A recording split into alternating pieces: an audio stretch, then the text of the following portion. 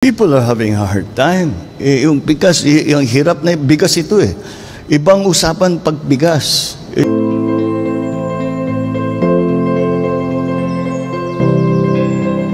Ang lumpling na hello sa inyong lahat.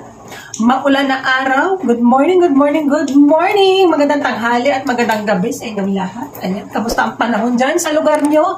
Dito sa amin, maulan. Ayan, good morning. Ayan, kamusta ba kayo? Aking mga kababayan, sana nasa mabuti tayong kalagayan at walang masyadong nararamdaman. Walang stress, walang issue sa buhay. Good vibes lang tayo sa araw-araw. Ayan, napapaisip ako ano sasabihin ko. Ayan, usapang bigas na naman tayo ngayong araw dahil sabi nga ng ating Pangulo, ibang klase na, ibang usapan na pag ang bigas ang pinag-uusapan. Dahil ginagawa nga ng paraan ng ating pamahalaan para maibigay yung sapat na pagkain sa ating hapagkainan. Ayan, maganda yan. Tulungan natin ang ating mga kababayan, mahal na Pangulo. Ibagsak presyo na yung bigas na yan, ipamigay na yan sa tamang halaga. Ayan. Dahil tulad ng ginagawa ng ating mahal na Pangulo, pinamimigay niya sako-sako yung mga nakukumpiskang bigas galing sa custom, kung saan maggaling bansa yan. Tama yan. Dahil nabanggit ko na rin sa aking nakaraang vlog, ipamigay na yan.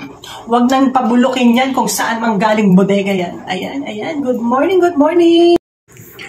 Ayan na nga ang ating mahal na Pangulo, tuloy-tuloy sa pamamahagi ng mga bigas kahapon sa Taguig sa mga beneficiary ng 4-piece. Ayan, tuloy-tuloy sa pamimigay ng mga sako-sakong bigas. Buhatin nyo yan kung dati kilo-kilo, supot-supot. Ngayon, sako-sako na po ang pinamimigay ng ating mahal na Pangulo.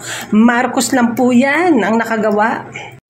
At ito pa ang sabi ng ating mahal na Pangulo, wala naman po sana tayong problema sa bigas. Marami po tayong supply, ngunit dahil sa mga smuggler, holder at price manipulator na yan, naiipit ang supply. Kaya nagbabago-bago at tumataas rin po ang presyo nito.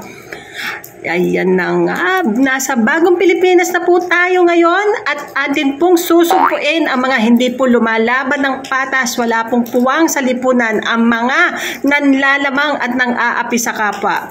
Ayan, nananakot na ang ating mahal na Pangulo. Patuloy tayong magtulungan para sa kinabukasan at walang gutom at puno ng kaginhawahan at pag-asa. Yan ang sabi ng ating mahal na Pangulo. Ninyo, wala naman po sanang problema sa bigas. Marami po ang ating supply. Ngunit dahil sa mga smuggler, hoarder, price manipulator na yan, naiipit ang supply, kaya nagbabago at tumataas ang ating mga presyo. Bagong Pilipinas na po tayo ngayon at ating pong susugpuin ang mga hindi po lumalaban ng patas. Wala pong puwang sa lipunan ang mga nanlamang at nang-aapi sa kapwa. Patuloy tayong magtulungan para sa kinabukasan na walang gutom at puno ng kaginhawaan at pag-asa. At ayun na nga, pagkatapos mamudmod ng mga sako-sakong bigas sa ating mga kababayan dyan sa Taguig, humarap naman ang ating mahal na Pangulo sa mga reporter dahil may mga nakaabang na mga katanungan kung ano man yan. Panoorin natin to, matutuwa kaya sila sa sagot ng ating mahal na Pangulo. Tunghayan natin, panoorin natin to. Mr. President, magandang umaga po. Hi sir, good morning po. Where are you? Oh, there. Mr. President, kahapon po nagkaroon kayo ng sectoral meeting at pagkakasabi po kahapon ng BPI, mukhang nailatag na po sa inyo yung mga indicators para ma-lift yung price cap sa bigas. Ano pong desisyon nyo ukol dito, sir? Well, I think it's the appropriate time since namimigay tayo ng mga bigas. Yes, we are, as of today, we are lifting the price caps on the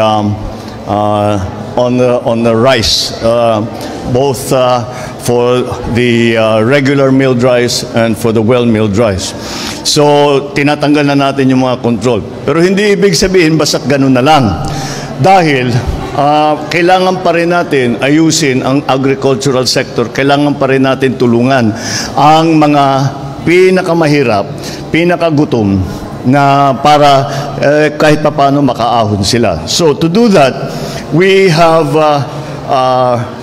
we will continue the assistance that we have been giving to farmers, number one.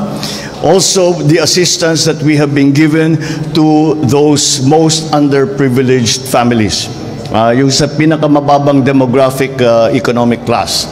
Dahil talaga sila ang naghihirap. So, yung ating ginagawa ng DSWD, I think the Secretary will be able to. You want to jump in and say a few things about that? Yes, please, go ahead. Well, alam naman natin na multi-prong approach yung ginagawa natin. Meron tayong naitala na 1 milyon na food poor families sa buong bansa. Sila yung magiging beneficiaries nung nilunsad ng Pangulo natin na pilot program na food stamps. Pero habang inaayos pa natin yung pilot noon, tuloy-tuloy naman tayo mag-distribute ng assistance to individuals in crisis situation. Ito yung araw-araw nakikita nyo sa ating mga field office kung saan nakakatanggap sila ng food assistance. At yung food assistance na yun yung ginagamit nila pambili ng bigas dahil readily available naman sa ating mga merkado ang murang bigas. At tuloy-tuloy yan, it's a mainstay program ng departamento. Pinag-utos ho ng Pangulo kahapon at pinagtibay naman ng departamento na pag-iigtingin pa natin yung pag-distribute ng assistance to individuals in crisis situation. Maraming salamat. Thank you, Secretary Rex.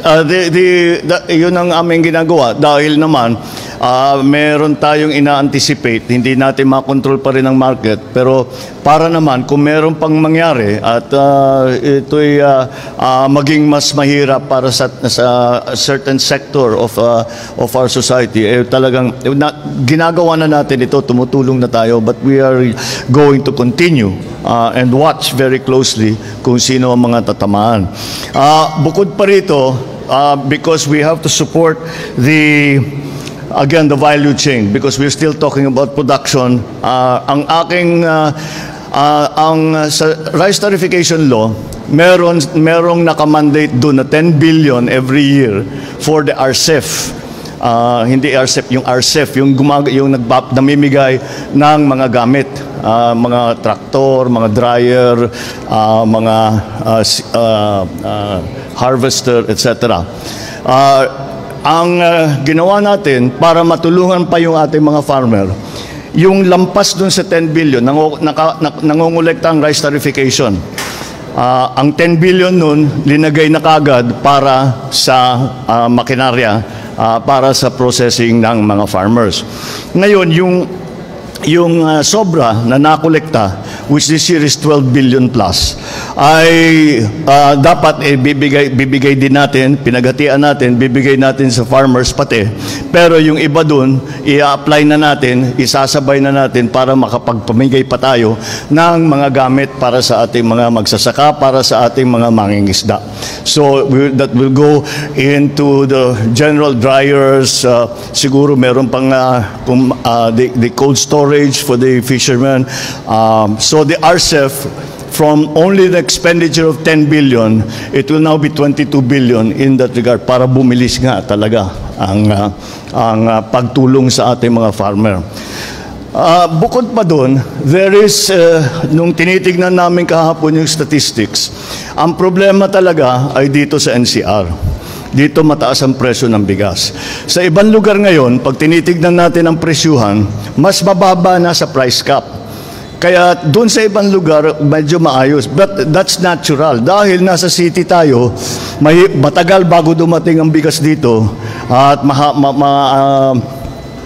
nagiging mahal ang transportation, storage, processing fee dahil doon. Kaya tumataas naman ang presyo dito sa NCR. Kaya naman, I'm happy to announce na I gave instructions to the Speaker of the House of Representatives, Speaker Martin Romualdez, sabi ko sa kanya, we have to do something for NCR. Kaya nagbubuo ang House of Representatives ng isang programa na para sa mga NCR congressmen. There are 33 NCR congressmen. Ngayon, ang gagawin is 33 NCR congressmen will be giving the assistance na magbibigay tayo ng bigas doon sa iba't ibang area dito sa Metro Manila, dito sa NCR. So that's another measure that we are undertaking para naman hindi basta't pinabayaan na, basta't maayos na yung price cap, hindi alisin na lang natin, tapos na. Hindi pa tapos to.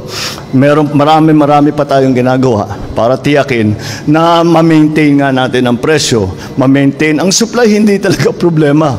Ang supply talaga hindi problema. We have, I think presently, close to 40 days. Packet lang ng packet, umaani tayo. So so we are lifting the price cap.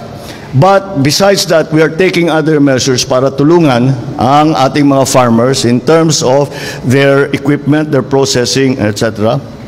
We are also concentrating on the NCR because that is where the prices are most volatile and are highest. So doon tayo mag-concentrate una. We will pilot that project for the 33 NCR districts, NCR congressmen, na makapagbigay ulit tayo ng bigas. And the RCEF that we are going to use is going to be the totality of the collection of the rice tariffication law. So doon natin ilalagay lahat. Last question from Jean Mangaluz, Inquirer.net. Hello. Good morning. Hello. Good morning, sir. Can we get a reaction to the recent Pulse Asia survey that shows your lowered approval ratings? Thank you. It's not surprising. People are having a hard time. Because yung hirap na bigas ito eh. Ibang usapan pag bigas. It's different from anything else any other agricultural product. I completely understand it. And that's why we're working very, very hard to make sure that this comes up again. Not because of the survey. That's not important to me. What's important to me is that we make sure that people have enough to eat and that it is affordable to them. And kaya hindi mo masisi ang tao, talagang naghihirap sila eh. So that's why we are doing all of these things. That's why we are doing all of the things to try and maintain the prices at a level that is affordable to our people. Yun lang naman talagang kailangan gawin. And I think we are slowly heading there dahil ang supply natin napakaganda. Distribution siguro meron na tayong ginagawa doon sa pass-through para sa cost ng pag-deliver ng bigas, lalo na sa mga malalayo. NCR is included there. Meron tayong project dito sa NCR. May program tayo dito sa NCR. So that's perfectly natural. It's not a surprise, put it that way. Thank you, Mr. President. Thank you, MPC. All right. Okay. Ayan na nga, nagtatapos ang araw na ito. Maraming salamat po sa inyong lahat, sa mga walang sawang sumusubaybay sa aking channel, Genius TV po. Sa mga hindi pa po nakaka-subscribe, please subscribe din naman po ang aking YouTube channel, Genius TV. Huwag kakalimutan mag-like at mag-comment. Siyempre, subscribe na rin po. Mag-iingat po tayong lahat, mga kababayan. God bless po. Bye!